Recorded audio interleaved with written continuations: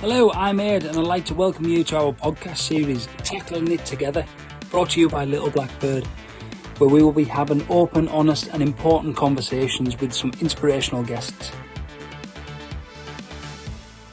Hello and welcome to Tackling It Together, a podcast brought to you by Little Blackbird.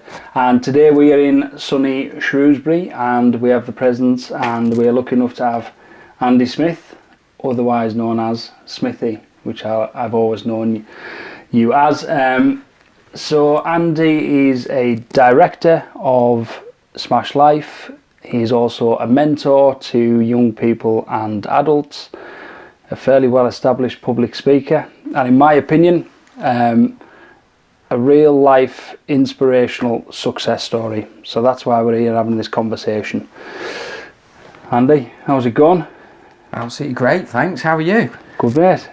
Excited to get this conversation underway. It's been a few months in the process. Been a lot of planning, hasn't it? But hey, me letting you down and just trying to get the diaries to sync and that. But we've done it. We've done it, and I don't know how long it took, but Rome definitely wasn't built in a day, was it? No, exactly. It's nice to have you in Shrewsbury. So, just for the listeners and the viewers, just tell us a little bit about you and Smash Life. So my name's Andy and I'm one half of Smash Life. I'm the managing director, which Matt, my older brother, absolutely hates me saying. So we formed Smash Life basically due to our experiences growing up in care. So we both went into care aged 2 and 3 due to neglectful parenting. And it was, decided that the best place for us to be was to be in care. We lived with some foster carers that were lovely with us for 2.5 years, and then we lived with some abusive carers for 8 years, which unfortunately really shaped our view on the world, really made us struggle with friendships, with school life, with our own sibling relationship and kind of our future. And from that, I had a deep kind of desire, even though I was going through my own struggles due to what I went through, to help others. And I think that came through that kind of wanting to rescue other people, having deep empathy. So from the age of 16, I started working with children in delivering kind of sports games, then went off to college and uni where I met yourself. I took the football route, you took the rugby route. Since finishing uni, I've worked in social care, worked within education, but mainly in social care, kind of like early help, helping families, running my own projects. And then it got to the stage about 6 years ago where I think I was just disillusioned with working for the local authority where you kind of get your teeth into something, and then all of a sudden you're getting a restructure or it's being kind of pulled. And I was just kind of thinking all the time of the children, just being let down again. So, and I'm not saying there isn't great work within that, because there is, but for me, I need something that has longevity and needs to be sustainable. So we set up Smash Life 6 years in, 6.5, sorry, 10 members of staff. We're growing all the time, but we're growing in the right way, and we're making such an impact with children. And it's kind of really kind of gone full circle for me, being the adult that I needed as a child. And just to your left is a medal of the London Marathon, which you did a few days ago. How's the legs? Well, I'm glad we're sitting down today doing this, to be honest. But do you know what? That was one of the best achievements I've ever felt. At the end of it was absolutely amazing. I signed up for it, ran for NSPCC. When you're in care, you get your care files you can access, and unfortunately, NSPCC didn't respond to a couple of incidents that happened to me as a child. Now, you can either be bitter about it, or you can, one of our mantras is, let your past make you better, not bitter. And for me, I was like, they do fantastic work. We need to shine a light that there are children out there still being abused, still going through horrendous trauma.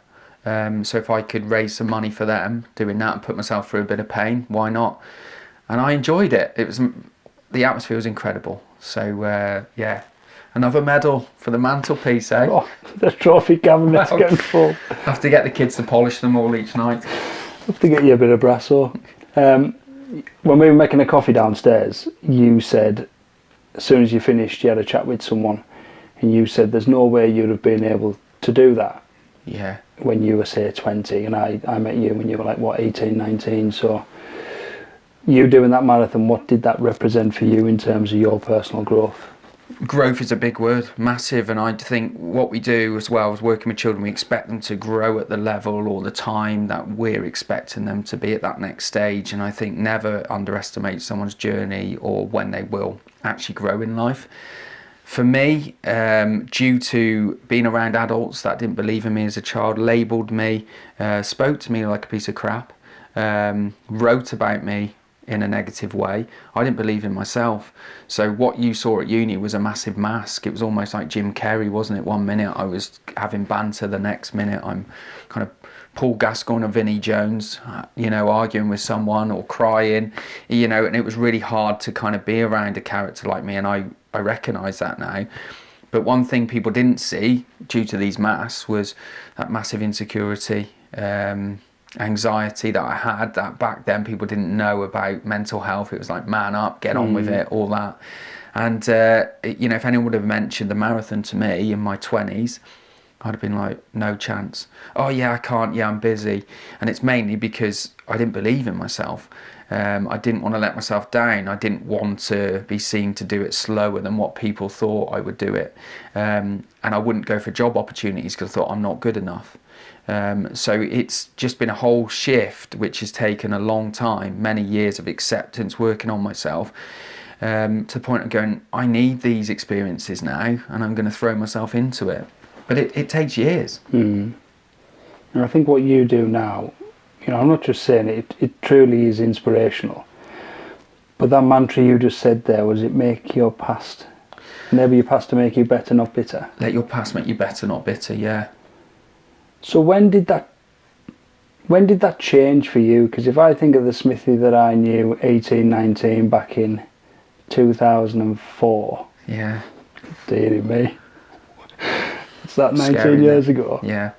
The Get Smithy that I saw then versus the Smithy that I see now, the business owner, the family man, father.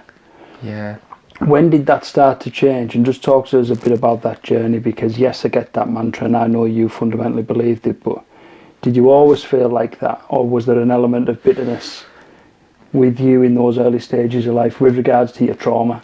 I think you saw a lot of the behaviours at uni. I mean, I came to uni on the back of being on an ABH charge, had a fight with a college tutor, saw a man in public hitting a woman, so naturally went over to try and diffuse that, but ended up hurting that man.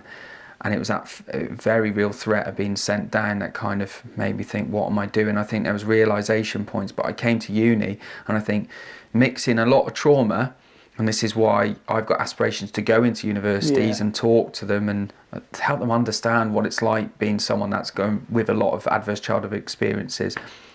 I was a loose cannon, after a drink, and it would be either getting very upset, crying about my past because it was all coming out and I never had any therapy as a kid, or getting very angry, reacting to things, feeling a lot of shame if someone took the mick out of me or something. And then when I left university, I started to kind of really look at, God, I'm going out, I'm drinking, is this really helping me? Is it, enhancing me as a person just because everyone else is doing it? But I was still finding I was still in that kind of mindset where it was a fight or flight all the time. I think when I had my first daughter, well, I didn't have her, my wife did. When Evelyn was born, that's when I was like, I need to grow up a little bit here.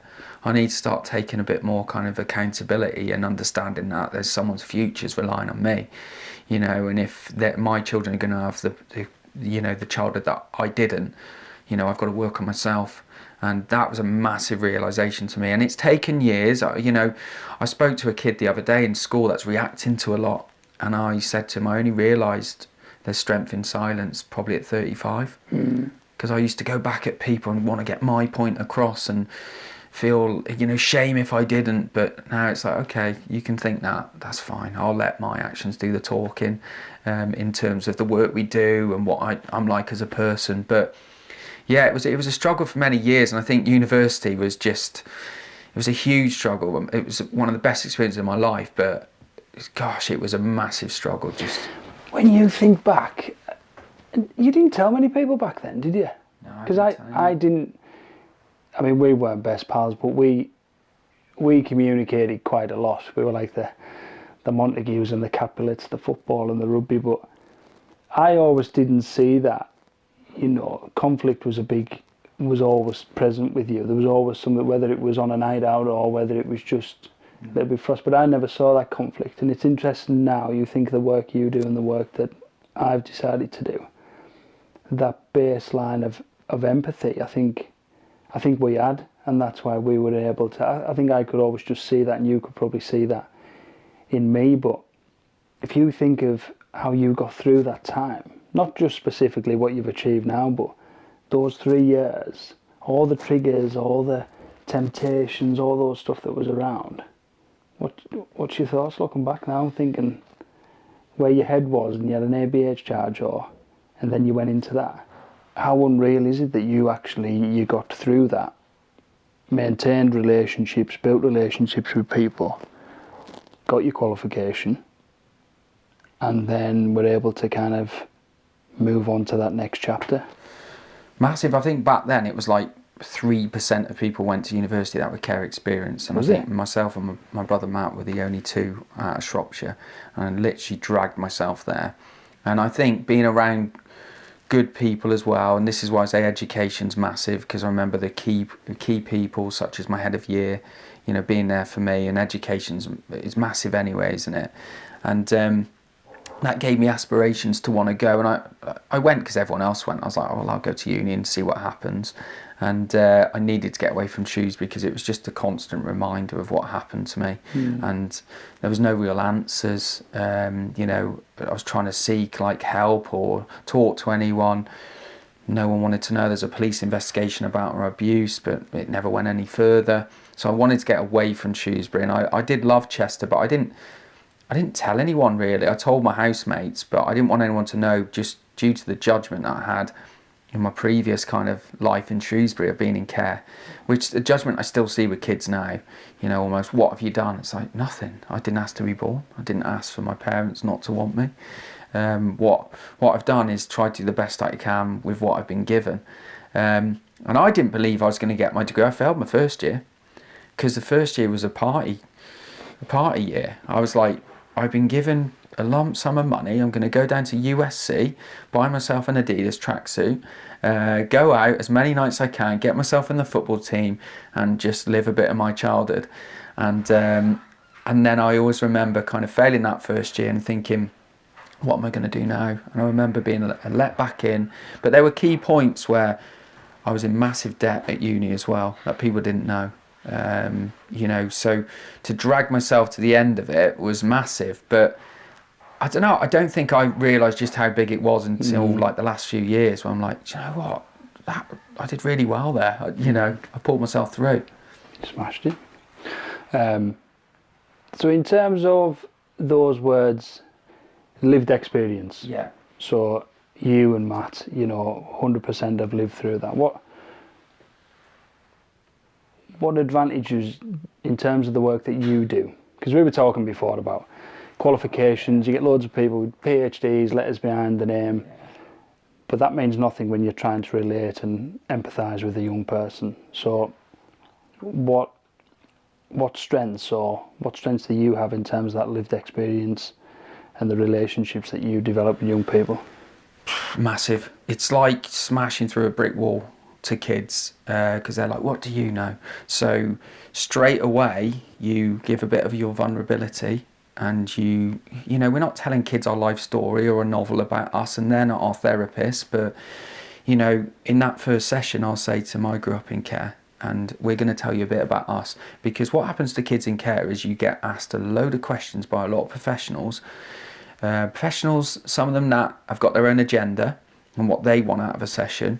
And you're just so used to answering questions of what someone else wants, but you don't know anything about that person. So there's no relationship building, or there's no one actually coming and invested in you. In a lot of cases, I'm not going to say that's in a whole, because there's some amazing professionals we met. So we've kind of designed our own thing where we send out information to the child first, so they know who we are, they can do their own research, they can find us on Instagram or look at our website. We go in and we're vulnerable with them. And there's key points, like if I'm working with or supporting a boy that's 14, 15, very angry, that's, for me, that's kind of like the perfect match, because I was that young man that was just, reacting to everything, flying off the handle, using my fists rather than kind of talking. Yeah.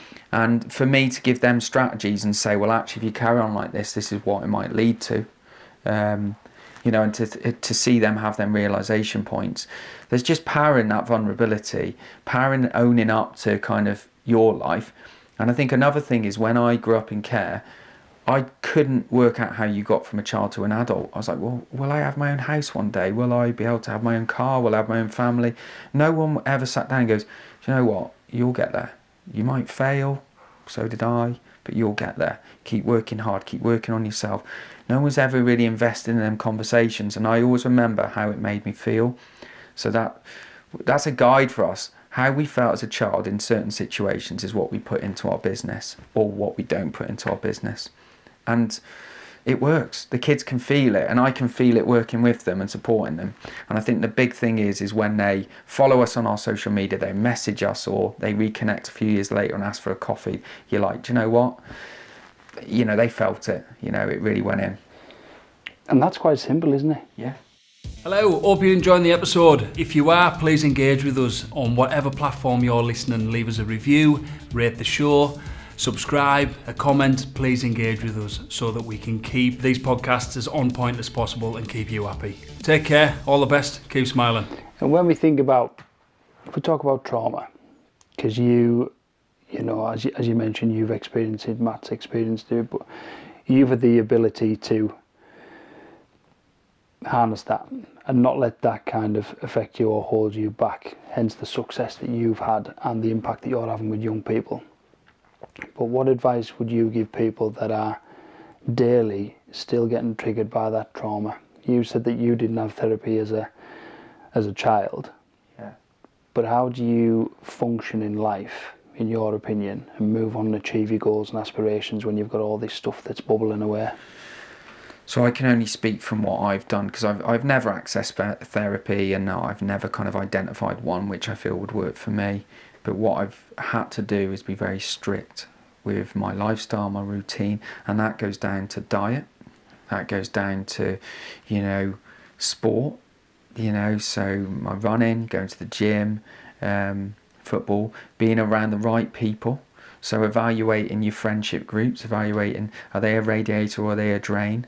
And also doing something that you're deeply passionate about, because I've worked before where, I've seen practices that have really triggered me, where I thought the thing's changing, where now, if Smash Life fail, it's because we haven't given it our all, or there's something we haven't done. And for me, this is like my calling, working with children, giving back. So the thing that I want to say to people is be strict. Okay, you've been through something, that doesn't have to define you for the rest of your life, but if you want to see a real change, you have to look at your lifestyle, you have to look at everything, and be prepared to make some serious changes. So it sounds like this version of you, I'm always comparing this version of you compared to the 18, 19-year-old, and there's an incredible high level of accountability now in you. Whereas when you were a bit younger, naturally, maybe that little bit of not blame, but looking at others. So now you are really highly accountable. How do you get to that point? How do you get to that point where you can just say, instead of focus, and it goes back to that mantra, look back at what you can do to make yourself or make your past make you better and not bitter. But what are the key kind of moments that's got you to that point? Acceptance, massively. I think when you knew me at uni, I was so angry about my past. I was so angry that the people that abused us were still, one of them still coaching rugby, one of them still working with people, and I was really annoyed that professionals who should have known better were essentially believing adults over the child's voice, and no one was sitting down and wanting to listen to what happened to me. It was almost like you're a bit of a little shit, you know, this is your behaviour, you've done this and done that, it must have been you. And I didn't find anyone with any empathy, not accountability, anyone that would want to kind of empathise with me. So for me, it all played into itself, didn't it? Coming to university, I found as well, you know, age 18, 19, 20, 21, it's a very selfish age, isn't it? It's like, what can I get out of this world, you know? And I found a lot of people started to kind of move away from me, and I could feel people's judgment. But it's taken a lot of time and acceptance is huge. You know, do I still sometimes feel angry or triggered about my past? Yeah. But I've accepted it, and I've accepted that I can't change it. And that's what I say to a lot of the children that I support. We can't go back and change it. We can't. As hard as it is. And it is, you know, I wish that I had parents. I wish that, you know, I could ring up a mum or a dad and say, do you know what, I did the marathon, and, you know, I'm really proud of you. Do you know what I mean? I wish I could have them moments, but I can't. But all I can do is give that back to the children I support and my own children. Well, that's it. If we flip that, you think about your experience as a child, but Smash Life, how many years in? 6? 6.5. 6.5. And how many young people have you guided and mentored? Over 600. And how many professionals have you told your story to have an impact? Gosh, thousands. Yeah. So how does that make you feel? 600 young people-ish, thousands of professionals of you harnessing, using that vulnerability, that resilience that you had to develop. It honestly, it does make you feel amazing when you get like feedback and things like that. Naturally, you'll get some people like, I wish you could have done this different or something, and you're like, okay, thank you. But hey, both Matt and I say, listen, we welcome any feedback because it's going to help us grow. But best feedback's the kids, honestly. And if they even give you a card, so we role model stuff. So stuff that we didn't have as children, we have our own Smash Life cards. So we'll give them a card and say thank you. I was with a child yesterday and we wrote a thank you card to his TA, you know. And children are kind of learning from an adult. It's role modelling that behaviour. So when they feel I've done something or impacted their lives, for a child, you know, and at that age, you know, you don't really think of anyone else but your own world, to kind of reflect on it and send us a message is like, wow, thank you. And I believe in raising us as adults and professionals as well. If I see good practice with teachers, social workers, I'm the first one to email. And with our staff, first one to go, we got this email, well done, you know, praising each other, because it's a really hard sector to be in. Slow rewards, you know, lack of funding, more children going into care. It's so hard, so you've got to pick your positives where you can and use them to go forward. And you mentioned it before. I was wanting to ask you about, for you and Matt, you know, running a business, you're a family man, all the other stuff that, you know, part of your past and the traumas, etc. How do you keep level? You said about your fitness. So talk through a week. What is it that you need? What's your, what I sometimes call them as your non-negotiables? So what is it that you need in order to stay balanced? So Monday I get up at 6 a.m. and do a plank for about 10 minutes. No. Tuesdays arms and back. Yeah. So I'm really strict, like really, as in I've even got an ice bath in the garage. Right. And I will try anything if I believe it's going to give me a few more %. And I think I've got ADHD. I was on Ritalin as a kid, but I think it's a superpower running a business. So the only time I sit still is in an ice bath, and I'll listen to a podcast or just sit still, focus on my breathing. So I try to go to the gym 3 times a week, try to go running 2 or 3 times a week, try to always have a challenge. Go and watch my kids play football and be there for them as much as I can. I'm always on the move, I'm never stopping, and I think if I stop, that's the time where I might think too much about stuff.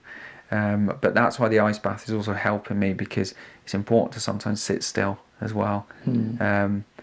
So for me, the non-negotiables is movement, doing good, and, you know, family. I was going to ask you that before, but that's kind of taken us on. As a father, if you look back at your past, yeah, and you look at what you went through, but also you look at your 2 little ones, how has your lived experience impacted you on your role as a father?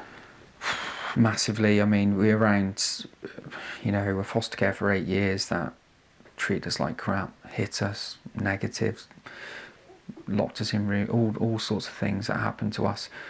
So for me, I could have replicated that onto my own children and been that father, but I just remember how hurt I felt as a child. I'm not the perfect dad. I'm always trying to do better and trying to learn. It's really hard breaking a cycle, having been, in that as a child, not feeling any warmth from any adult. So for me, no child asked to be born. So when my children were born, I was like, I just want them when they grow up to turn around and go, I absolutely love my parents, and I absolutely feel that for my dad. I mean, I've squeezed them both all the time, I'm there for them.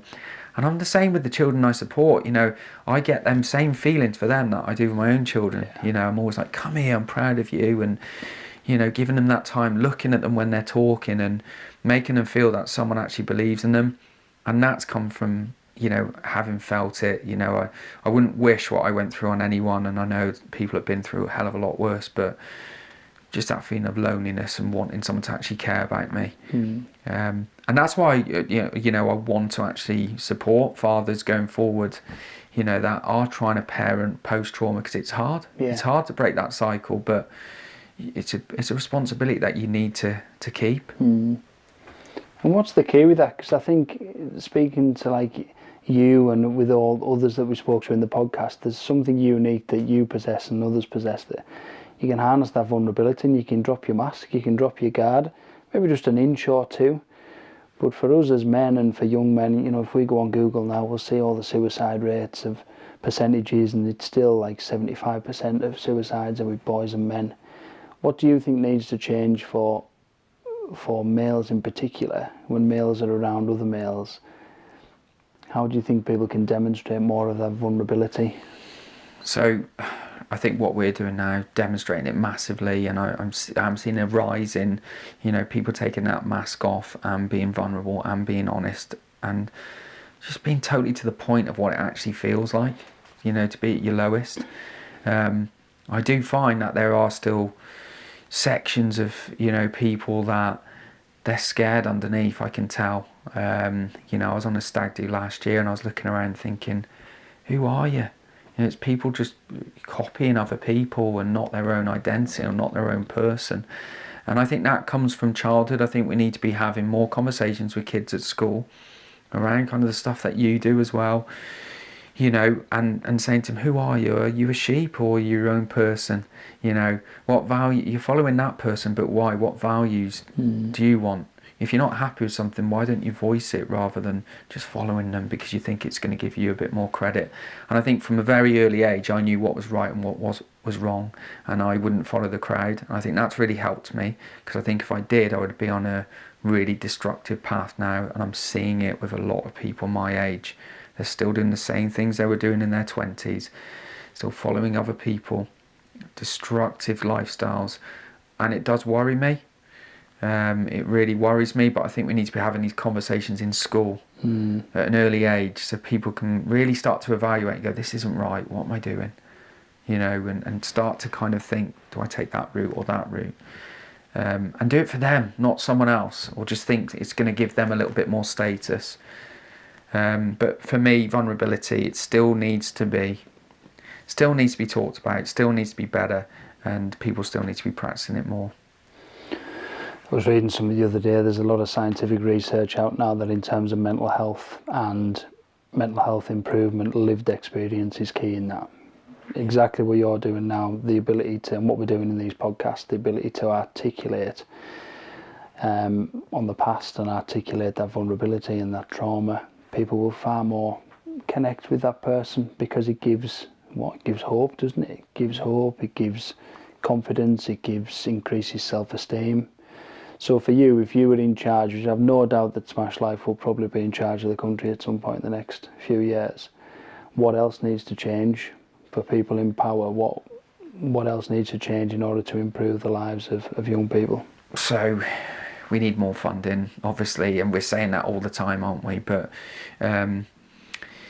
there needs to be more funding directed towards children's services. There needs to be more stability, because I'm fed up of seeing people leaving posts left, right and centre because there's restructures and because there's some other agenda that isn't about the child. We need therapists and youth workers in schools, so they're a constant. We need more training. So we say that schools are trauma informed, but what I see sometimes suggests that they're not. They might have done the training, but are they practicing it? Are we holding people to account that aren't practicing it? But probably the wrong word, holding to account, because we don't want to shame them, but having that curiosity lens of going, okay, why did you act that way? You know, is there something that might have happened with you, the way that you respond?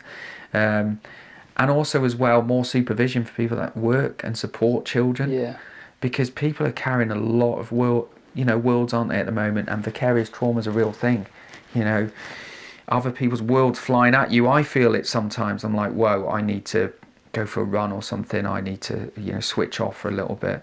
Because it comes at you and you think, right, I need to be there for that person. And if you're not there for that person, if you lead with a lot of empathy and love for other people, it adds to your own kind of, worries, and you put the pressure on yourself. So I think, I don't know, it just needs a whole new rethink. But I think if you're going to give it a rethink, you need to talk to children, you need to talk to different services, and everyone needs to be part of that process. Well said. I've mentioned it before, the Andy I see now and the Andy I saw when I was younger and we were 19. If you were to go back now, so now the ripe old age of their 30s, what advice would you give to that 18-year-old Andy Smith? First of all, I'd probably want to give him a hug and just be, I'd love to have been a football coach for Andy, because I've coached football and there's been a few mini Andys, and it's having that emotional intelligence to spot what's going on there, who is this person, there's like 25 masks he's wearing. Just putting an arm around and just going, listen, who are you? If you need me, I'm here. If you want to have a chat at any time, I'm here for you. I've noticed this, but I've also noticed this about you. So balancing the positive with some stuff you've seen where you think, what's going on?